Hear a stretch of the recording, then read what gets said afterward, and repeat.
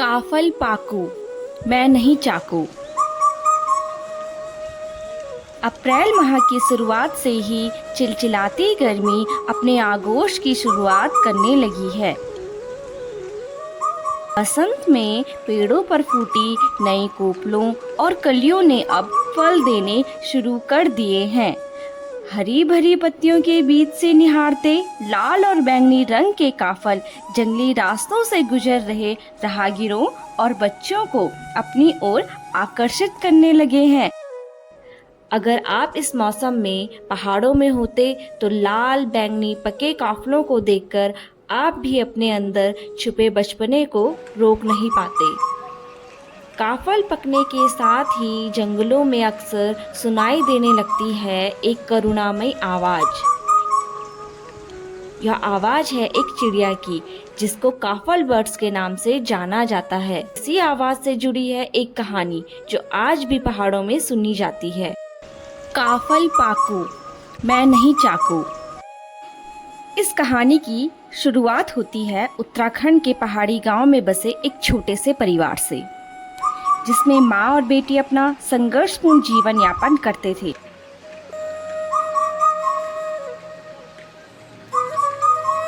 बेटी के पिता की मृत्यु के बाद माँ और बेटी ही एक दूसरे के जीवन का सहारा थे। परिवार की आर्थिक स्थिति अच्छी नहीं थी। गरीबी का एक ऐसा असर था कि कभी कभी माँ बेटी को भूखा ही सोना पड़ता, पर माँ जैसे तैसे खेती बाड़ी करके घर का गुजर बसर चला रही थी।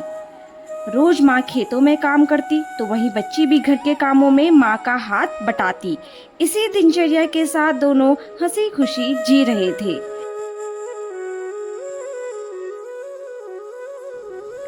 गर्मी का मौसम आते ही जंगलों में भी हरियाली बढ़ने लगी थी। साथ ही साथ जंगलों में बुरांस के बाद अब हरे पेड़ों पर लाल बैंगनी रंग के काफल दूर से ही मन को मोहने लगे थे। रोजाना माँ अपने गांव के साथियों के साथ घास के लिए जंगल जाती थी।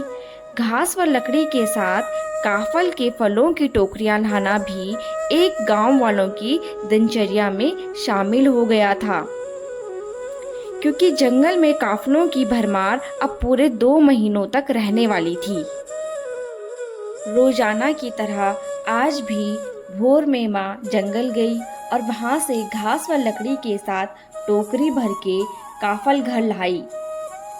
घर आकर माँ देखती है कि बेटी अभी भी सो ही रही थी। माँ ने नाश्ता तैयार ही किया था कि बेटी भी उठ गई। तब माँ ने बेटी से कहा, मैं जंगल से हम दोनों के लिए काफल लाई हूँ और तू मुंह हाथ धोकर नाश्ता कर लेना। तब तक मैं खेतों में काम करने जाती हूँ, फिर हम दोनों आराम से दिन में काफल खाएंगे। और यह कहकर माँ खेतों की ओर चल पड़ी। खेतों में काम करके थक हार कर माँ दिन में घर आई और उसने देखा काफल की टोकरी में काफल कम दिख रहे थे। धूप में कड़ी मेहनत करने के बाद घर आकर माँ की जो काफल खाने की तृष्णा थी वो कम काफल देखकर क्रोध में बदल गई। माँ को लगा कि काफल बेटी ने खाए और गुस्से में माँ ने बेटी को बुलाया। माँ के गुस्से से अनभिज्ञ बेटी माँ को कुछ समझा पाती उससे पहले ही क्रोध से माँ का हाथ बेटी पर उठ गया। माँ के प्रहार से बेटी का सिर दीवार पर जा लगा और इसी आघात से बेटी बेहोश हो गई। यह देखकर माँ उसके पास आती और उससे उठाने की कोशिश करती, परंतु दीवार पर सर लगने के कारण बेटी मर चुकी थी। बेटी को इस हाल में देख माँ जोर जोर से रोने लगी।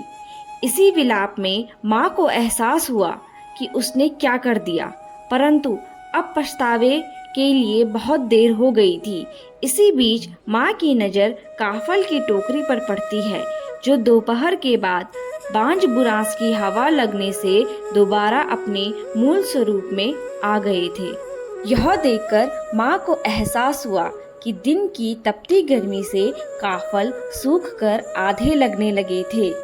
निर्दोष बेटी की बेवजह हत्या करने पर माँ और भी फूट फूट कर रोने लगी और इसी वियोग में माँ ने काफल पूरे हैं बेटी, काफल पूरे हैं कहते कहते दम तोड़ दिया। कहते हैं कि इसके बाद दोनों माँ बेटी चिड़िया बन गए।